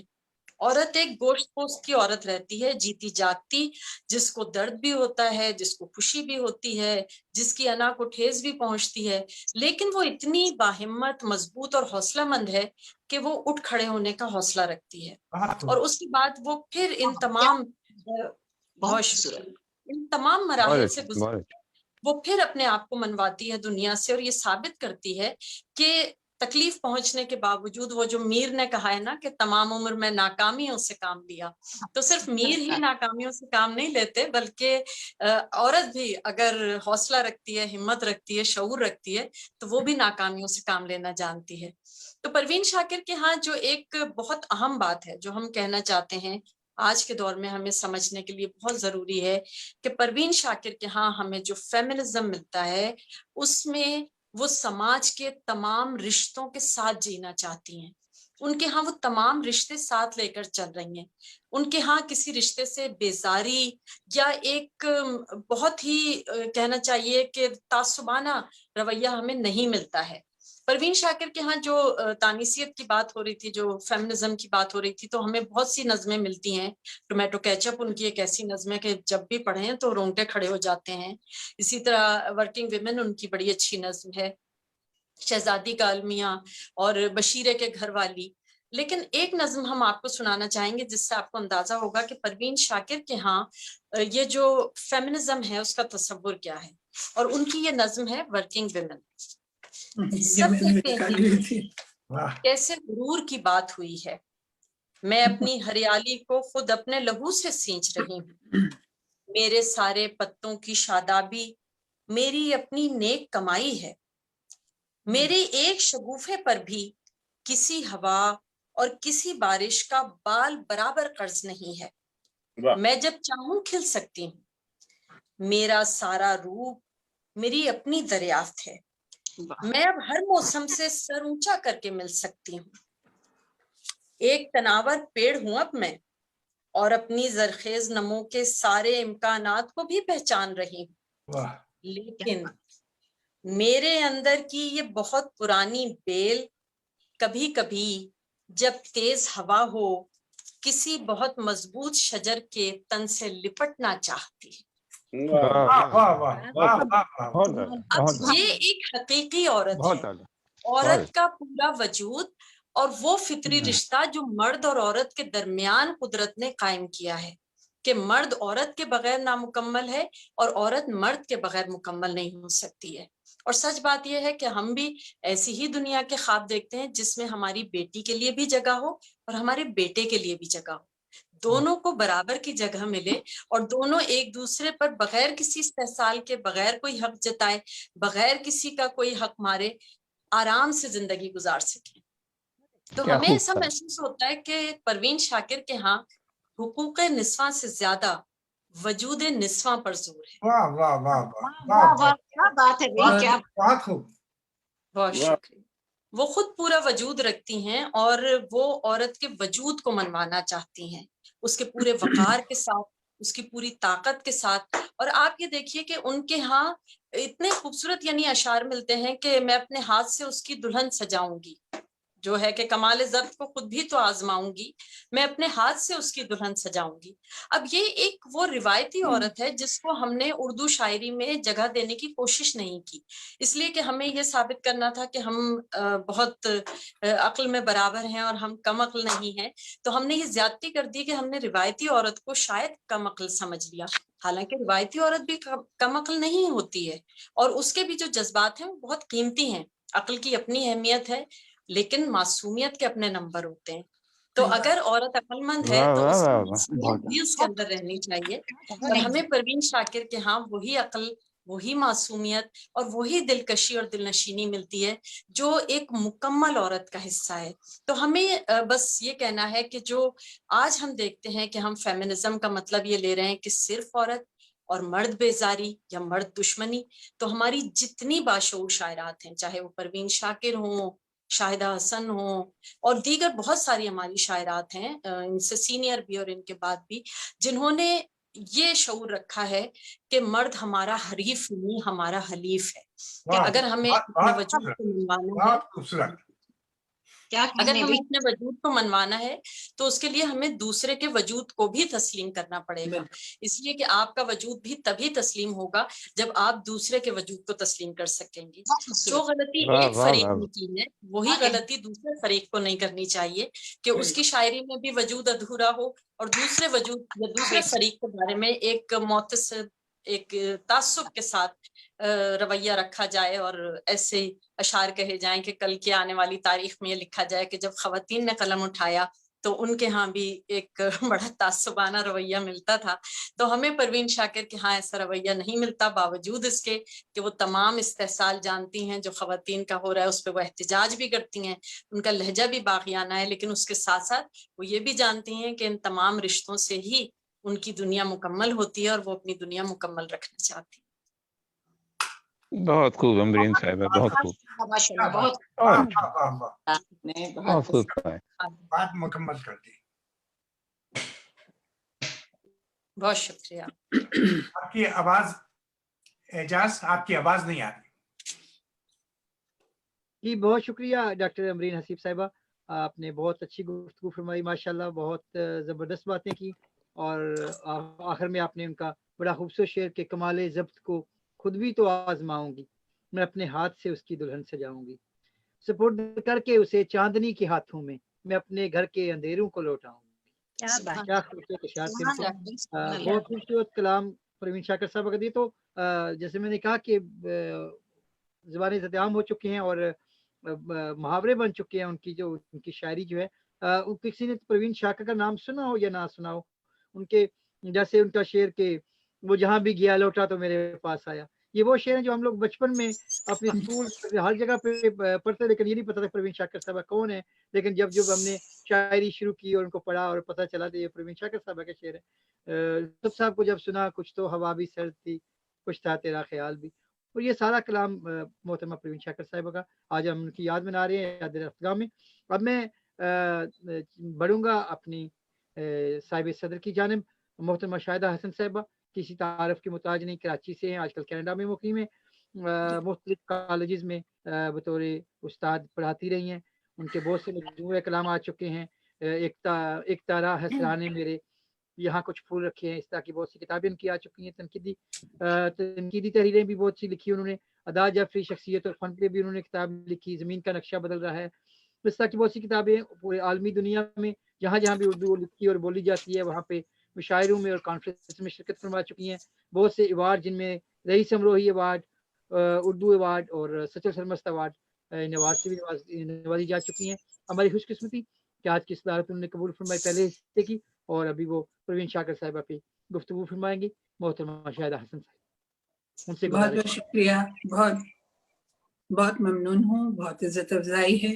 کاروان فکر و فن نیو یارک کی کئی محافل میں تواتر کے ساتھ شریک ہوتی رہی ہوں، اور آج کی تو محفل بڑی تازہ اور بہت ہی بہت سی یادوں کو جو ہم نے اس طرح ریوائیو کر لیا، اور بہت سے ایسے لوگوں کو یاد کر رہے ہیں جن کو ہم کبھی بھلا ہی نہیں سکتے، خاص طور پہ جیسے پروین شاکر، میری نہ صرف ہم عصر شاعرہ بلکہ ہم ایک ہی آنگن میں کھیلے ہوئے لوگ ہیں، تو یہ میرے لیے تو بہت ہی، اور مراد کو دیکھ کے میں تھوڑی ایموشنل ہو گئی ہوں، کیونکہ مراد جو تھے وہ یہ میرے بیٹے سے بہت 2-2.5 سال بڑے ہیں، اور پروین کی اور میری جو ساری زندگی ہم نے جس طرح سے دوستی کا ایک ایسا ناطہ جو بچپن میں قائم ہو گیا تھا، اور کیونکہ ہمارے گھر بالکل قریب تھے، تو یہ آج تو مراد علی ماشاءاللہ اپنے عالم شباب میں ان کو اتنے دنوں بعد دیکھ رہی ہوں تو کئی بار میری آنکھوں میں آنسو آئے، کیونکہ پروین کا یہ خواب ہے، اور پروین کا خواب اس طرح سے میں نے مکمل ہوتے دیکھا، تو جیسے ان کے ایک شعر پہ میرا دل کانپا تھا کہ جب انہوں نے مجھے شعر سنایا تھا کہ وہ تو خوشبو ہے ہواؤں میں بکھر جائے گا، مسئلہ پھول کا ہے پھول کدھر جائے گا، تو مجھے یہ شعر پسند تو بہت تھا، لیکن میرے دل میں تھوڑی سی گھبراہٹ پیدا ہوئی تھی۔ پھر بعد میں جب میں نے دیکھا کہ پروین نہیں رہی ہمارے درمیان اور خوشبو بکھر گئی، اور پھر وہ پھول بھی میں بہت نہیں دیکھ پاتی، کیونکہ مراد جو تھے وہ پہلے اسلام آباد میں رہے، پھر ادھر آ گئے اور ان کی زندگی کے اپنے اسٹرگل شروع ہوئے، لیکن بعد میں کافی عرصے بعد جب میں نے اب مراد کو دیکھا تو چونکہ یہ پورا خاندان ہمارے ساتھ جڑے ہوئے لوگ ہیں، مطلب یہ ہمارا کیا بتاؤں میں آپ کو، بچپن ایک ہی آنگن میں ایک ہی سے لوگوں میں ایک ہی گھر کے در و بام کے درمیان گزرا ہوا ہے، تو اب جب میں نے مراد کو دیکھا تو میں نے ایسی تصور میں سوچا کہ پروین کو بھی دیکھ ہی رہی ہوں گی کہ پھول ماشاءاللہ کھل گیا ہے اور بہت ہی اپنی خوشبوؤں کے ساتھ اپنی خوشبوئیں بکھیر رہا ہے، تو ماشاءاللہ مراد کو میں ان کی کامیاب زندگی کی مبارکباد دیتی ہوں۔ آج کی محفل میں ہمارے صدر مقصد ندیم صاحب تشریف فرما ہیں، قانیہ ادا صاحبہ جو اس ادارے کی اور اس انجمن کی نائب صدر ہیں، اور وکیل انصاری صاحب، آپ سب لوگوں نے مجھے ہمیشہ یاد کیا۔ پروین کے حوالے سے بات کرنا مجھے بہت مشکل بھی لگتا ہے، کیونکہ پروین اس دفعہ بہت تواتر کے ساتھ پروین پر محفلیں چکی ہوئی ہیں، تو میں نے کئی زاویوں سے ان کی شاعری اور ان کی شاعری کی تجزیے کے ساتھ اور ان کی بہت سارے ان کی جو سوچ تھی، جو رخ اس نے اختیار کیا تھا، اس پر میں کافی دفعہ بات کر چکی ہوں۔ اصل میں پروین کی شخصیت مطلب ایک پوری اپنی نسائی تمکنت کے ساتھ سامنے آئی، اور یہ کوئی اچانک کوئی پودا نہیں لگتا، یہ جو پوری شخصیت کا جو گرو کرتی ہے وہ کچھ عناصر ہوتے ہیں ان کی زندگی کے، جس کو ساتھ لے کر جب چلتے ہیں تو وہ پھر آہستہ آہستہ وہ نمو پاتا ہے وہ پیڑ۔ تو یہ شاعری وغیرہ جو ہوتی ہے سب ایک انٹلیکچوئل ایکٹیویٹی ہے اصل میں، جو کوئی بھی ایسا انسان جو اس روایتی لوگوں سے مختلف سوچ رہا ہو، وہ اس کی سوچ ہی اس سے آگے بڑھاتی ہے۔ تو پروین جس گھر میں پلی بڑھی ہیں وہ ایک روایتی سا مذہبی گھرانہ تھا، جہاں کی اپنی رسم و رواج تھیں، اور جہاں پہ خواتین زیادہ تر کچھ مخصوص قسم کی ہی مصروفیات میں رہتی تھیں۔ یہ ساری خواتین بہت جڑی ہوئی تھیں آپس میں، اور ان کی جو تہذیبی زندگی تھی وہ خاندان کی جو پرورش ہوتی ہے، جو اپنے بچے ہوتے ہیں، جو اپنے معاملات ہوتے ہیں، ان پر زیادہ فوکس تھی۔ ان کے درمیان ایک ذہین لڑکی جب پیدا ہو جاتی ہے تو وہ سوچتی ہے کہ مجھے اس سے آگے کہیں نکلنا ہے۔ تو وہ زمانہ میرا پروین کا، چونکہ ہم قریب کے گھروں میں رہتے تھے تو ہم ان باتوں کو ڈسکس بہت کرتے تھے کہ ہم کیسے اس ساری سلسلے میں آگے نکل سکتے ہیں۔ تو ایک بات طے ہو گئی تھی کہ ہمیں پڑھنا چاہیے، کیونکہ اگر ہم نے اعلیٰ تعلیم نہیں حاصل کی، جس کے مواقع بظاہر نظر نہیں آ رہے تھے، تو اگر ہم نے تعلیم حاصل نہیں کی تو ہم جو سوچتے ہیں وہ شاید نہ کر سکیں۔ اور اس کی ایک صورت یہ تھی کہ چونکہ ایک اسکول جو اس علاقے کا اسکول تھا، رضویہ گرلز اسکول تھا، اور وہاں پر کچھ والنٹیئر ہماری علاقے کی جو والنٹیئر لڑکیاں تھیں بہت ذہین، ان میں پروفیسر قرار حسین کی ایک بہو صاحبہ بھی شامل تھی، زاہدہ تقی ان کا نام تھا، اور انہوں نے اور ان کی فرینڈس نے مل کے ایک اسکول کھولا تھا، اور ہمارے گھر کے بالکل قریب وہ اسکول تھا۔ تو پروین اور میں اسی اسکول میں پڑھتے تھے، پروین مجھ سے سینئر تھی تو 2-3 کلاس آگے پڑھتی تھی، اور اس کے بعد والے بیچ میں تھی۔ تو اس اسکول میں جو والنٹیئر خواتین تھی وہ کوئی میرا خیال ہے وہ تنخواہ وغیرہ پتہ نہیں لیتی تھی کہ نہیں لیتی تھی، کیونکہ وہ سارا دن کہیں جاب اور کرتی تھی، لیکن آ کے پڑھاتی اس اسکول میں ہم اس محلے کی لڑکیوں کو تھی۔ وہاں سے بہت سی ٹیلنٹڈ لڑکیاں باہر نکلی، اور شروع کا جو بیچ تھا وہ پروین کا ہی تھا، اور ہم لوگ بہت ہی ارلی کلاسز سے فیض کی نظموں پر، اقبال کی نظموں پر، اور بے شمار ایسی بہترین شاعری کو سلیکٹ کیا جاتا تھا، اس پر ڈسکشنز ہوتے تھے، تقاریر ہوتی تھیں، بیت بازی ہوتی تھی۔ اور یہ ہمارے جتنے سینئر شعراء ہیں جیسے حمایت صاحب ہیں، محسن بھائی ہیں، سر صاحب ہیں، یہ سب لوگ اس اسکول کا وزٹ کیا کرتے تھے، وقتاً فوقتاً ان کو مہمان بلایا جاتا تھا، ان سے ٹاک رکھی جاتی تھی، بڑے بڑے اسپیکرز کو بلایا جاتا تھا بہت۔ تو جب ہم ان لوگوں کو دیکھتے تھے، اتنے ذہین اور پڑھے لکھے لوگ، اور ان کی بہت ہی اس وقت جو باتیں کرتے تھے ہماری سمجھ میں نہیں آتی تھی زیادہ، لیکن ایک اٹریکشن ہماری ڈیولپ ہوتی تھی علمی آدمی سے، فکری آدمی سے۔ تو وہ ایک بیج جو تھا وہ ہم سب کے اندر وہ بو دیا گیا تھا، وہ بالکل ابتدائی عمر کا وہ حصہ تھا جب ہم بہت کم سنی کے 6ٹی 7ویں کلاسز میں ہم لوگ تھے۔ اس کے بعد پھر یہ ہوا کہ لائبریریز بہت رچ تھیں اس علاقے کی، تو کتابیں ہمیں ایسی پڑھنے کو دے دی جاتی تھیں۔ تو میں اور پروین زیادہ تر، آپ سوچیں کہ ہم اس زمانے میں میرے خیال میں میٹرک میں تھی تو پروین لے آئی تھی قرۃ العین حیدر کی آگ کا دریا، اور وہ اتنی مشکل اس کی نثر وہ ہم پڑھ بھی نہیں سک رہے تھے، نہ ہم نے اس کو سمجھا بالکل، مگر ہم اسے لیے بیٹھے رہتے تھے اور ہم اسے پڑھنے کی کوشش ضرور کرتے تھے۔ اسی طرح پروین خلیل جبران کی کتاب لے کر آ گئی، اور یہ پروین کے کمرے کا ایک معاملہ یہ تھا کہ ایک جہاں رہتی تھی وہ ایک مشترکہ خاندان میں، جیسے کہ بتایا کہ بہت سارے فیملی ممبرز اس میں ساتھ رہتے تھے۔ تو ایک پروین کا جہاں بیڈ تھا اس کے ساتھ ہی ایک ٹیبل پر وہ ساری کتابیں ہوتی تھیں کہ جو وہ لے کر آتی تھی لائبریری سے، اور پھر وہ شام کو ہم لوگ ملا کرتے تھے۔ اور یہ اسکول کے زمانے کی میں آپ کو بات بتا رہی ہوں، اس وقت تک کبھی پروین کالج نہیں پہنچی تھی۔ تو وہ ایک جب بھی پروین کا میں تصور کرتی ہوں مجھے ان کا وہ ایک چھوٹا سا بستر یاد آتا ہے، اس کے ساتھ ہی ایک ٹیبل پر وہ کتابیں یاد آتی، اور انہی کتابوں میں سے ہم مختلف اقتباسات پڑھ کے ایک دوسرے سے سوال کرتے رہتے تھے۔ یہاں پہ مجھے ایک بات اور یاد آ رہی ہے کہ پروین کی بہت ارلی ایج میں ہی نا اپنی فیملی میں ایک جگہ منگنی کے طور پر بات ہو گئی ہوگی، جیسے کہ فیملی میں ہوتا ہے، آپ کو پتہ ہے۔ تو وہ جو صاحب تھے ان کو کوئی اتنا زیادہ اٹریکشن نہیں تھا کتابیں پڑھنے وغیرہ سے، کو خاص دلچسپی نہیں تھی انہیں۔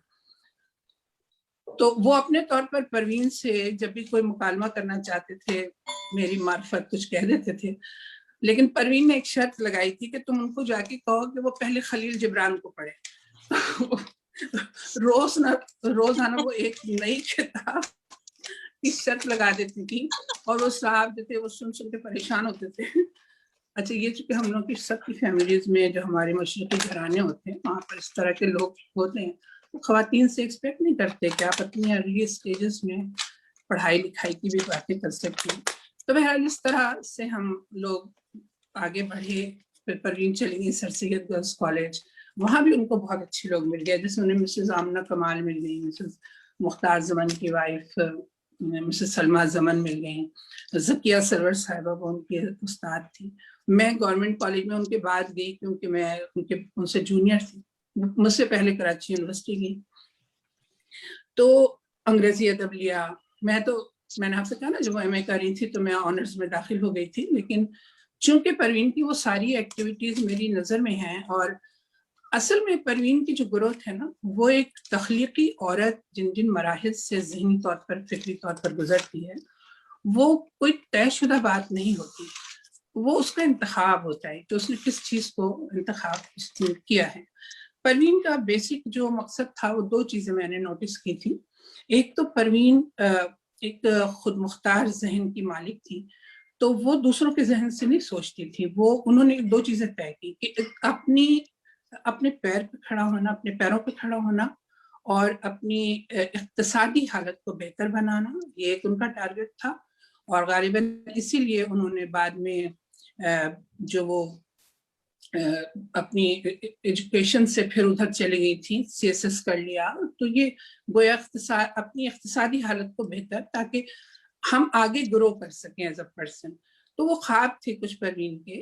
جیسے گیتو کے حوالے سے وہ بہت باتیں کرتی تھیں. وہ گیتو کو پتہ نہیں، گیتو کو وہ انسان بنانا چاہتی تھی جیسے مرد کا تصور ان کے ذہن میں تھا. ایک روشن دماغ، ایک اعلیٰ تعلیم یافتہ، ایک مضبوط مرد جس پر کوئی عورت نہ صرف اعتماد کر سکے بلکہ وہ خود بھی اپنی ذات کو آگے لے کر جا سکے. تو پروین جو تھی وہ شاعری میں، تو ظاہر شاعری ہی ان کا آرٹ تھا، شاعری ہی ان کا ہنر تھا. تو وہ اس میں انہوں نے جو کچھ، آپ اگر ان کی شاعری کو پڑھیں گے تو آپ کو ان کی شخصیت کی تعمیر کا اندازہ ہوگا کہ انہوں نے کیسے کیسے اس ایک معاشرے میں رہ کر، جہاں چاروں طرف حالات کافی ناموافق تھے اور جہاں پر بہت ساری کرائسس سے گزرتی ہوئی تھی. میں خود شہر کراچی میں جب رہتی تھی تو میں سوچتی تھی کہ میں اپنے بچوں کو اعلیٰ تعلیم کیسے دلا سکوں گی، جبکہ ہر وقت یہاں شہر کے حالات اتنے خراب، جب اتنی ڈسٹربنس ہوتی ہے اس شہر میں، جب اتنی دہشت گردی ہو رہی ہو. تعلیمی اداروں میں پروین نے بھی پڑھایا ہے تو میں بھی جانتی ہوں کہ وہاں پر کس قسم کے طالب علم آتے تھے جن کو شاید ہی ایجوکیشن کا کوئی مطلب ہی پتا ہوتا. بڑی تعداد ایسی تھی. یہ سب ایک فیک نظام تھا. پروین نے خود بھی اس میں رہ کر بہت بددلی محسوس کی تھی. میں نے تو خیر کافی وقت گزارا ایجوکیشن میں ہی، لیکن ٹارگٹ یہ نہیں تھا. ٹارگٹ یہ تھا کہ یہ سب کچھ درست ہو جائے تو پھر ہمارے بچے بھی ان کو باہر نہ جانا پڑے ملک سے. تو پروین نے، میرا خیال ہے کہ یہ اپنے ذہن میں جو بات طے کی تھی وہ انہوں نے ایک دفعہ ذکر بھی کیا تھا کہ وہ PhD کرنے کے لیے ملک سے باہر جانا چاہتی ہیں. اور ان کی خواہش بھی یہ تھی کہ وہ مراد کو بھی لے جائیں باہر، اور وہ اس کو، جیسے بھی مراد نے ذکر بھی کیا کہ ان کو بورڈنگ بھیجنا چاہ رہی تھی. تو بچے ظاہر ہے کہ وہ اپنی نظر سے زندگی کو دیکھ رہے ہوتے ہیں، لیکن ایک ماں کے لیے یہ ایک بہت بڑا چیلنج تھا کہ وہ مراد کو کیسے اپنے خوابوں کا ایک وہ بنا دے، ایک عکس بنا دے. اب رہ گئی بات پروین کی شاعری کی. دیکھیے میں نے ابھی پچھلے کچھ عرصے پہلے ایک مضمون میرا چھپا ہے قومی زبان کا جو پرچہ نکلتا ہے انجمن ترقی اردو کا، جس کے نومبر کے ایشو میں میں نے پروین پر ایک مضمون لکھا. اس میں میں نے یہی بات ذکر کی تھی اور ابھی بہت اچھی طرح سے اس کا تذکرہ بھی کیا. امبرین نے بھی بہت عمدہ باتیں کی اور صدف مرزا نے تو تانیثیت کے حوالے سے بہت تفصیل سے بات کی. میں نے یہی نقطہ اٹھایا تھا کہ پروین کو ہمیشہ جو ہے سب لوگ ہیں نا وہ خوشبو کی شاعری تک اسے محدود کیے رکھتے ہیں، اسے کوٹ کرتے ہیں. بے شک وہ ایک نیا، ایک تازہ لہجہ اس وقت آیا تھا، اور ہمارے ہاں چونکہ ایک عورت کو اپنی محبت کے اظہار کا، اپنے جذبوں کے اظہار کا حق نہیں دیا جاتا. تو پروین نے جب اس طرح کیا تو سب کو بہت اچھا لگا. لیکن پروین وہی نہیں رک گئی. اگر آپ غور کریں گے تو خوشبو اور اس کے بعد صدبرگ، بلکہ کسی حد تک انکار تک، پروین یہاں اس طرح کی جذباتی شاعری نظر آئے گی آپ کو، رومانوی شاعری نظر آئے گی. لیکن جب وہ زندگی کے اصل سفر پہ نکلی ہیں تو اس کے بعد کی جو آپ دیکھیں انکار سے ان کا مجھے لگتا ہے لہجہ بدلا ہے، اور انکار کے بعد پھر خود کلامی، اور اس کے بعد آگے پھر کفِ آئینہ. تو یہ پورا ایک ارتقاء ہے شاعری کا، جو جیسے جیسے اس کے تجربوں نے اس کو جیسے جیسے اس کے تجربوں نے اس کو سینچا سنوارا. پروین نے ان سب سچائیوں کو لکھا. انہوں نے ملک کے حالات پر بھی لکھا، انہوں نے ماشاء اللہ کے خلاف بھی لکھا. انہوں نے شہزادی کا المیہ جیسی نظم لکھی جس میں انہوں نے جمہوریت کا جو آج کل جو نقشہ ہمیں نظر آتا ہے، اگر آپ وہ نظم پڑھیں، وہ لکھی تو گئی تھی بے نظیر کے زمانے میں، لیکن ابھی جو آج کل کا منظر نامہ ہے اس میں بھی وہ نظم اپلائی ہو سکتی ہے، کیونکہ شاعری کسی ایک مخصوص زمانے کے لیے نہیں ہوتی. تو اور جیسے کہ صدف مرزا نے بڑی تفصیل سے چونکہ مغرب کی تانیثیت کی تحریک کا اور اس کے اثرات کا اور اس کے اسلوب کا ذکر کیا اور اسے پروین کی نظم کا وہ بھی دیا ریفرنس کے ساتھ انہوں نے پیش کیا. وہ چیز میں اس لیے پسند کروں گی کہ پروین کے ہاں اساطیری اور جو اساطیر ریفرنسز اسی لیے آئے ہیں کہ پروین ان چیزوں کو پڑھاتے ہیں. انگلش لٹریچر لکھنے والے سب پڑھتے ہیں ان چیزوں کو. تو کس طرح مغرب میں اتنا آسان نہیں تھا کہ مغرب میں عورت جب اپنے حقوق کی جنگ میں اتنا آگے نکلی اور اس نے بہت کچھ اچیو کیا, تو وہ پورا ایک سلسلہ تھا, وہ ایک پوری مینٹالٹی کے ساتھ جنگ کی عورت نے. اب ہمارے ہاں تو ابھی ہر چیز بہت ہی پرانے رنگ میں ہے. تو میں سمجھتی ہوں کہ پروین نے تو اشارے کر دیے تھے. شاید ظاہر ہے کہ کوئی حکمراں نہیں ہوتا کہ وہ ہر چیز کو خود تبدیل کرے گا, لیکن وہ اشارے کرتا ہے, وہ آپ کو ویژن دیتا ہے, وہ آگے کا راستہ دکھاتا ہے. تو پروین کی ان نظموں کو جو کہ انہوں نے پولیٹیکل ریفرنسز کے ساتھ لکھی تھیں, یا انہوں نے عورتوں کے مسائل کے حوالے سے لکھی, یا انہوں نے جس میں ایک ورکنگ ویمن کے مسائل کو لکھا, تو وہ سب چیزیں جو ہیں وہ اتنی پڑھی نہیں گئی. تو میرا اب تک جتنی گفتگو پروین پہ میں کرتی رہی ہوں, اس میں میری صرف یہ ریکویسٹ ہے کہ صرف پروین کو ہی نہیں, اپنے عہد میں لکھنے والی ہر ویژنری عورت کو جو کہ آج کی باشعور عورت ہے, اس کے نقطۂ نظر کو بھی اتنی ہی اہمیت دینی چاہیے اور اس کو پڑھنا چاہیے. اگر آپ اس کی شاعری نہیں پڑھیں گے, اگر آپ اس کے نقطۂ نظر کو نہیں سمجھیں گے, تو وہ صرف آپ کو پھر وہی گل و بلبل کی بات کرتی ہوئی عورت اچھی لگے گی. اور لیکن آپ کو صرف وہ سب کچھ سننا چاہیے جو بحیثیت انسان اپنی وجود وہ لکھ رہی ہے, کیونکہ وہ سوچتی ہے, وہ دیکھ رہی ہے. اور یہ جدید دنیا جیسے مردوں کے لیے کھلی ہے, اسی طرح سب عورتوں کے لیے بھی کھلی ہے. وہ اپنی آنکھوں سے سارے حقائق کو زندگی کے بدلتے ہوئے محسوس کر رہی ہیں, دیکھ رہی ہیں. اور سب سے زیادہ عورت کے دل میں سب سے زیادہ جو چیز اس کو پریشان کرتی ہے کسی بھی جینوئن عورت کو, حقیقی عورت کو, وہ اس کا اپنے بچوں کا مستقبل ہوتا ہے. کہ وہ اپنے بچوں کو جو کہ وہ ایک سیف دنیا میں ایک ایسے ماحول میں رکھنا چاہتی ہے جہاں پر اس کے بچے نہ صرف محفوظ ہوں بلکہ وہ گرو بھی کر سکیں ایز اے ہیومن بینگ. تو یہ سب چیزیں شاعرات جو سنجیدگی سے لکھ رہی ہیں ان کو ضرور پڑھنا چاہیے. اور پروین شاکر نے بہت پہلے اس پر کام کیا ہے.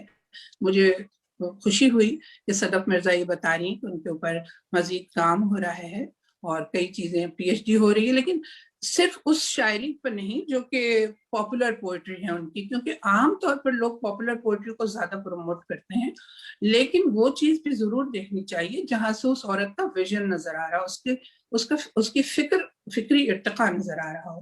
تو کیونکہ وہی اس کی شناخت ہوتی ہے بحیثیت انسانی وجود.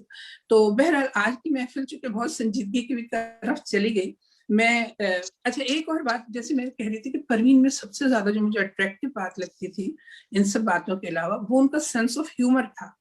وہ بہت ان میں سینس آف ہیومر تھا. یعنی ان کے ساتھ اب تھوڑی دیر بیٹھیں گے تو 2-4 جملے وہ ضرور ایسی بولتی تھی جس پر ہم کھل کے قہقہے لگاتے تھے. تو دیکھیں میں اس کا شاید ذکر بھی کر چکی ہوں, ایک واقعہ سنا دیتی ہوں.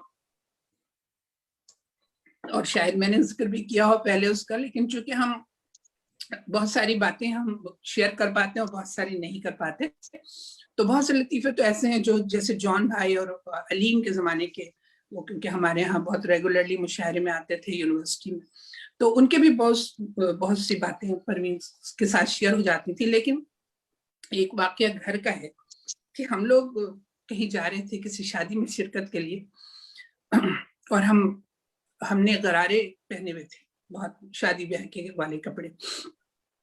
تو اس گھر میں جہاں پروین رہتی تھی نا, وہاں پر ہمارے کزنس بھی کچھ رہتے تھے. ان لڑکوں کو بلایا گیا اور ان کو کہا گیا کہ لڑکیوں کو نا ان کے وہاں پہنچا دیں شادی کے گھر میں. اور شام ہو چکی تھی, ہم دونوں تیار ہو کے نکلے اور ہم ایک میدان سے گزر رہے تھے, اور جہاں پہنچنا تھا وہ گھر اس پار تھا, تھوڑا اندھیرا تھا. تو دو عدد جو ہمارے کزنس تھے نا, وہ ہمارے ساتھ بھیجے گئے تھے, لیکن وہ تھوڑے سے شائی لوگ تھے تو وہ آگے جا رہے تھے بہت. تو پروین سے اور میں نے کہا کہ بھائی ان کو ہمارے ساتھ بھیجا گیا, یہ ہماری حفاظت کے لیے آئے تھے, لیکن یہ تو بہت آگے جا رہے ہیں اور ہم پیچھے ان کی وجہ سے بہت تیز چل رہے تھے. ہم بہت تیز ان کے پیچھے چل رہے تھے. تو پروین نے کہا کیا کریں, تو میں نے کہا بھائی ان کے آنے کا کیا فائدہ ہے, یہ ہمیں کیا پروٹیکٹ کر رہے ہیں, یہ تو خود بہت آگے آگے جا رہے ہیں, تو ہم ہمارے ساتھ کیوں آئے ہیں. تو میں نے کہا ان کو آواز دے دو نا, ان کو بلاؤ صحیح ہے. تو اس نے کہا تم دے سکتی ہو آواز تو دے لو. میں نے کہا کہ کیوں؟ تو کہنے لگی بھائی ایک بھائی کا نام تھا عاشق حسین, اور جو دوسرے کا ان کا نام تھا امجد حسین, اور جو امجد حسین تو اس کو سب لوگ گھر میں میاں کے نام سے یاد کرتے ہیں. تو کہنے لگی پروین کہنے لگی تم ذرا آواز دو ان دونوں کو. کہنے لگی ایک کا نام عاشق ہے, ایک کا نام میاں ہے. تو آج یہ تو میں آپ کو ایسے ہی بہت محفوظ بتا رہی ہوں, لیکن جو ذہین آدمی ہوتا ہے, جو جیسے کوئی بہت تخلیقی قوت رکھنے والا جو ہوتا ہے نا, اس کی ہر بات میں ایک ذہانت ہوتی ہے. تو پروین کا ذکر چھیڑ کے تو پھر میں چپ نہیں ہوتی ہوں. اور ان کی بہت اچھی دوستیں, جن لوگوں سے دوستی تھی ان میں مہتاب اکبر راشدی کا بہت ذکر رہتا تھا, اس طرح خوشبخش شجاعت سے بہت قریب تھی. ان کی ایک اور دوست تھی, ان کا نام تھا فردوس نام تھا, لیکن ان کو پتہ نہیں پروین دوشی کے نام سے پکارتی تھی, دوشی, اور انہی کے گھر ہم شادی میں جا رہے تھے. اور اس کے علاوہ پروین جو تھی وہ نگار سے ان کی دوستی تھی, جنہوں سے بعد میں عبید اللہ علیم کی شادی ہوئی, سیکنڈ میرج ان سے ہوئی. تو یہ سارے کیریکٹرز ایسے ہیں جو ایک دم سے جب میں پروین پہ بات کرتی ہوں نا تو میری نظر میں سامنے آ جاتے ہیں. تو میرے لیے بڑا مشکل ہوتا ہے کہ میں پروین کی شاعری پہ بات کروں, یا کبھی کبھی وہ اپنی کوئی غزل سناتی تھی تو میں وجہ پوچھتی تھی کہ یہ کیوں لکھی ہے تم نے. تو وہ بھی ایک بہت ہی ویسی باتیں ہیں جو بہت ہی ذاتی اور نجی زندگی کی ہیں. بعد میں وہ اسلام آباد چلی گئی, ظاہر ہے کہ وہ مجھ سے دور تھیں, ان کی دوستیاں الگ ہو گئیں پروین. مگر جب بھی ہم ملتے تھے پی ٹی وی کے مشاعروں میں کیا, تو ہم بالکل ایسے ہی ایک دوسرے سے جڑ جاتے تھے جیسے ہم. میں نے وہ نظم نکالی ہوئی تھی جو یہاں پڑھ دی ہے, اس میں امبرین نے پڑھ دی ہے شاید. میں ایک بس آخری کوئی چیز سنا کے پروین کی اجازت چاہوں گی, کیونکہ بہت دیر بھی ہو گئی ہے گفتگو کرتے ہوئے. کہ ایک انہوں نے اپنے بیٹے کے نام دیکھی ایک نظم لکھی ہے. اس سے آپ ایک ماں کی جو ایسوسیشن ہے, میں اپنی جیسے ایسی میں سوچتی ہوں اپنے بیٹے کے لیے کہ دیکھیں میں ماں کیسے کیسے تڑپتی ہیں. تو اب وہ ماں جو کہ بحیثیت اتنے سارے اپنے رول ادا کر رہی ہو زندگی میں, اور جو چومکھی لڑ رہی ہو ہر طرف, اس کو زندگی کو بھی سنبھالنا ہے, اس کو اپنے آپ کو بھی سنبھالنا ہے, اس کو اپنی اولاد کو مستقبل سنبھالنا ہے. تو کتنے مراحل سے وہ گزر رہی ہوتی ہے. تو ایک نظم میں مراد اگر سن رہے ہیں تو مراد پڑھی بھی ہوگی, اور ظاہر انہی کے لیے لکھی ہوئی ہے, تو میں پڑھنا چاہوں گی اس نظم کو. اپنے بیٹے کے نام ایک نظم پروین کی. آنکھ بوجھل ہے مگر نیند نہیں آتی. یہ مراد کی روانگی کے بعد ہے, جو مراد خیال سے کچھ دن کے لیے چلے گئے ہوں گے کہیں پڑھنے کے لیے, یا جیسا کہ مراد کہہ رہے تھے کہ وہ بورڈنگ میں بھیجنا چاہ رہی تھی, وہاں تو نہیں گئے تھے لیکن پتہ نہیں کہاں گئے تھے. تو امی نے یہ نظم لکھی تھی کہ آنکھ بوجھل ہے مگر نیند نہیں آتی ہے, میری گردن میں حمائل تیری باہیں جو نہیں, کسی کروٹ بھی مجھے چین نہیں پڑتا ہے, سرد پڑتی ہوئی رات مانگنے آئی ہے پھر مجھ سے تیرے نرم بدن کی گرمی, اور دریچوں سے جھجکتی ہوئی آہستہ ہوا کھوجتی ہے میرے غم خانے میں, تیری سانسوں کی گلابی خوشبو, تیری سانسوں کی گلابی خوشبو, میرا بستر ہی نہیں دل بھی بہت خالی ہے, میرا بستر ہی نہیں دل بھی بہت خالی ہے, ایک خلا ہے کہ میری روح میں دہشت کی طرح اترا ہے, تیرا ننھا سا وجود کیسے اس نے مجھے بھر رکھا تھا, تیرا ننھا سا وجود کیسے اس نے مجھے بھر رکھا تھا, تیرے ہوتے ہوئے دنیا سے تعلق کی ضرورت ہی نہیں, تیرے ہوتے ہوئے دنیا سے تعلق کی ضرورت ہی نہیں, ساری وابستگی تجھ سے ہی تو تھی, तू मेरी सोच भी तस्वीर भी और तू मेरी सोच भी तस्वीर भी और बोली भी, मैं तेरी माँ भी तेरी दोस्त भी हम जोली भी। तू मेरी सोच भी तस्वीर भी और बोली भी, मैं तेरी माँ भी तेरी दोस्त भी हम जोली भी। तेरे जाने पे खुला लव से कोई मुझे याद नहीं, बात करना ही मुझे भूल गया, तू मेरी रूह का हिस्सा था। तू मेरी रूह का हिस्सा था, मेरे चारों तरफ चांद की तरह से रक्सा था, मगर किस कदर जल्द तेरी हस्ती ने मेरे अतराफ में सूरज की जगह ले ली है। किस कदर जल्द तेरी हस्ती ने मेरे अतराफ में सूरज की जगह ले ली है।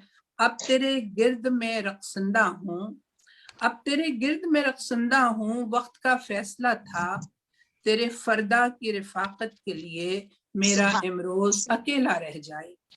तेरे फरदा की रिफाकत के लिए मेरा इमरोज अकेला रह जाए। मेरे बच्चे मेरे लाल, फर्ज तो मुझको निभाना है, मगर देख देख के कितनी अकेली हूँ मैं। तो देखिए ये नज़्म मैंने इसलिए इत्तेफाक से मुझे मेरी नजर पड़ गई और मुझे ख्याल आया कि अक्सर मेरे साथ भी ऐसा होता है कि मैं कई महफिलों में मेरे बच्चे मुझसे पूछते हैं कि आपने तो ये शेर हमारे लिए लिखा, हमें तो पता भी नहीं। तो हम लिखते हैं क्योंकि हमारे लिए सबसे कीमती सरमाया हमारे रिश्ते नाते, हमारे लोग, हमारे इनसे हम औरतें जो पढ़ते लिखते हैं या हम जो परस्यू करते हैं खुद अपनी जात के एक्सटेंशन में या अपने वजूद की किसी तलाश में, किसी आगही में निकले हुए लोग होते हैं, तो इसका मतलब किसी से डिस्कनेक्ट नहीं होता, बल्कि हमें तो रिश्तों की कदर कीमत का अंदाजा और ज्यादा होता है। और अब इस अहद में मेरा ख्याल है मुराद को भी अंदाजा हो रहा होगा कि उनकी वालिदा ने कितनी स्ट्रगल वाली जिंदगी गुजारी, कितनी सच्ची, कितनी मनमोहनी जिंदगी।